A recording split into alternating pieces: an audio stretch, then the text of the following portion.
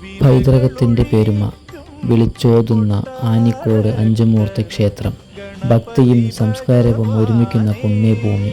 കാലത്തിൻ്റെ മാറ്റങ്ങൾക്കിടയിലും വിശ്വാസത്തിൻ്റെ വെളിച്ചവുമായി ഇന്നും ഈ ക്ഷേത്രം തലയുയർത്തുന്നു.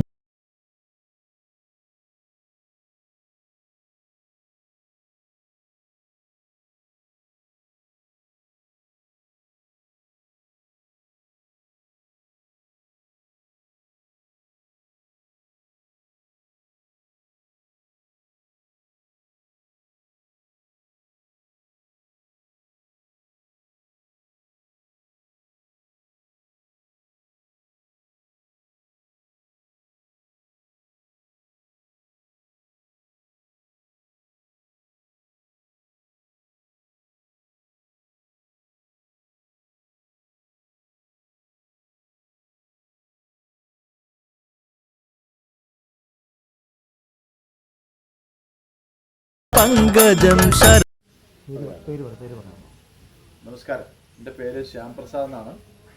ഇദ്ദേഹം അത്താലൂർ ശിവദാസാണ്.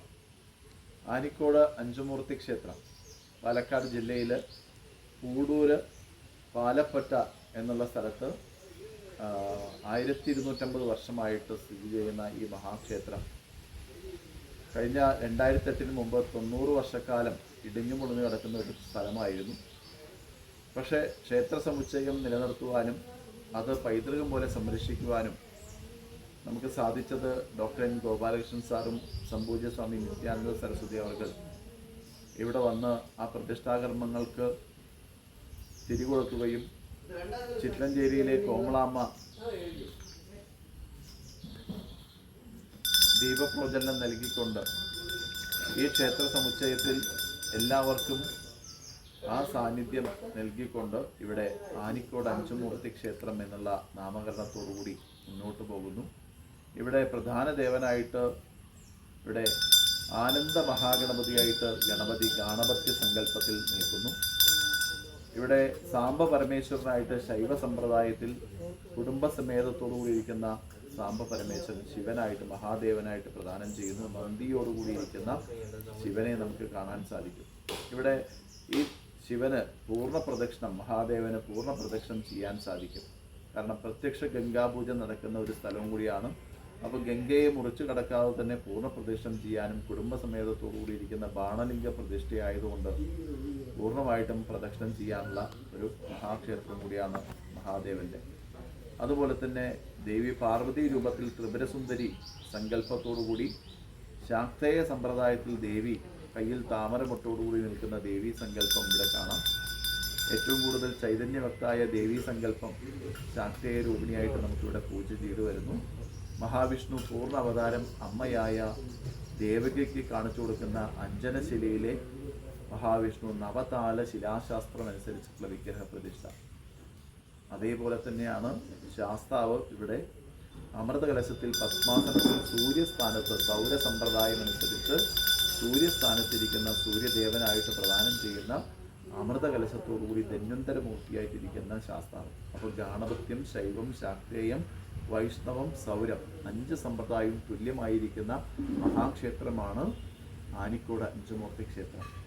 പ്രത്യേകിച്ച് നോക്കിയാൽ നിളയുടെ തീരത്ത്, നിളയുടെ പ്രത്യേകത നമുക്ക് നോക്കുന്ന സമയത്ത് ആനമലയിൽ നിന്നും ഉത്ഭവിക്കുന്ന ശിവ ത്രിമൂർത്തി സങ്കല്പത്തിൽ നിന്നും വരുന്ന ജലാശയം അത് ശോകനാശിനിയായിട്ടും കണ്ണാടിപ്പോഴയായിട്ടും യാക്കരപ്പോഴയായിട്ടും ഇവിടെ എത്തുന്ന സമയത്ത് ഇവിടെ ഈ സാന്നിധ്യത്തിൽ ഈ ക്ഷേത്രത്തിൻ്റെ അടുത്തെത്തുമ്പോൾ വടക്കോട്ട് തിരിഞ്ഞൊഴുകുന്ന സങ്കല്പം നമുക്ക് കാണാൻ സാധിക്കും. പ്രത്യക്ഷ ഗംഗയായിട്ട് ഇവിടെ പൂജ നടത്തി ദിവസേന ഗംഗാരതി നടത്തി വരുന്ന സ്ഥലം കൂടിയായതുകൊണ്ടും 2008 മുതൽ കർക്കിട മാസത്തിലെ ബാഹുബലിക്ക് ഒട്ടനവധി ആളുകൾ എത്തിച്ചേരാനും തർപ്പണങ്ങൾ മന്ത്രജപത്തോടുകൂടിയും പറഞ്ഞ് മനസ്സിലാക്കി പിതൃക്കൾ ചെയ്യുന്ന കർത്തവ്യങ്ങൾ നമ്മുടെ ജീവിതത്തിൽ എത്ര അനുഗ്രഹീതമാണ് എന്ന് മനസ്സിലാക്കാനും നമുക്കിവിടെ പിതൃതർപ്പണം നടത്തി വരുന്നു. അതേപോലെ തന്നെ ഇവിടെ ഗോശാല, നാടൻ പശുക്കളെ സംരക്ഷിക്കുവാനും പഞ്ചഗവ്യം തുടങ്ങി ഭസ്മധാരണം വരെയുള്ള ആ സങ്കല്പം നമുക്ക് പൂർണ്ണമായിട്ടും ഇവിടെ ചെയ്തു വരുന്നു. ശുദ്ധമായ പാല് നമുക്ക് അഭിഷേകം ചെയ്തുകൊണ്ട് അവർക്ക് ആരോഗ്യ സംബന്ധമായ പ്രശ്നങ്ങൾക്ക് നൽകുവാനും നമ്മളിവിടെ പ്രദാനം ചെയ്യുന്നു. ഇവിടെ Sandeepani Sadhanalaya charitable and welfare ട്രസ്റ്റിൻ്റെ ഭാഗമായിട്ട് വേദഗുരുകുലം 26 കുട്ടികൾ യജുർവേദ മന്ത്രങ്ങളും പൂജാവിധികളും പഠിച്ചു വരുന്നു. ഇവിടെ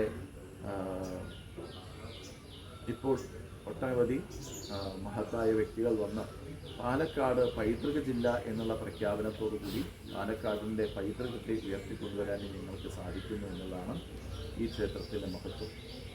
1965 ശേഷം HRMC ബോർഡിലൂടെ മലബാർ ദേവസ്വമായിട്ട് മുന്നോട്ട് വന്ന ഒരു ക്ഷേത്രവും കൂടിയാണ്.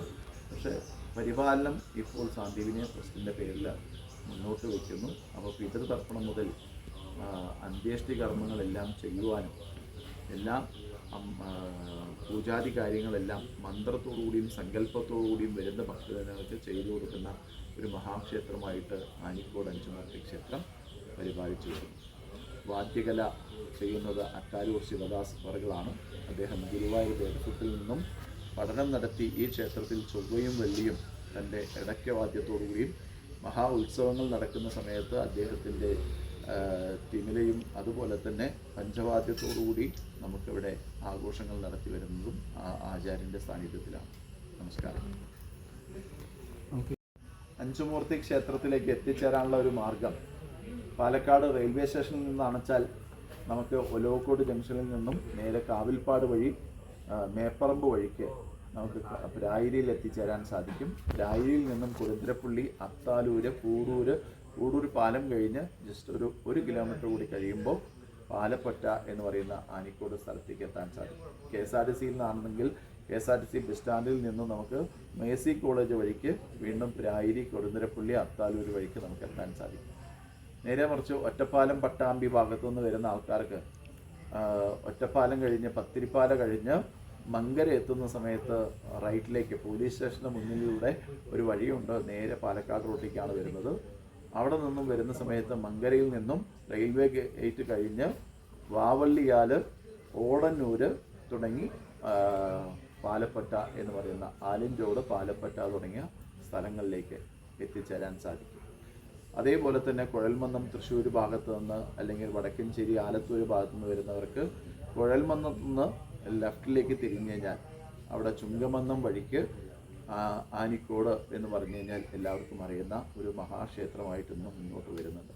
അപ്പോൾ എല്ലാ വഴിക്കും എത്തിച്ചേരാൻ പറ്റുന്ന ഒരു പ്രധാന ക്ഷേത്രമാണ് പാലക്കാടിൻ്റെ. അപ്പോൾ പാലക്കാട് നമുക്ക് പൈതൃകത്തെ സംരക്ഷിക്കാനും പൈതൃക ക്ഷേത്രങ്ങളെ നിലനിർത്തുവാനും വേണ്ടിയിട്ടുള്ള ഒരു യജ്ഞമാണ് ആനിക്കോട് അഞ്ചുമൂർത്തി ക്ഷേത്രം നടത്തുന്നത്. നമസ്കാരം.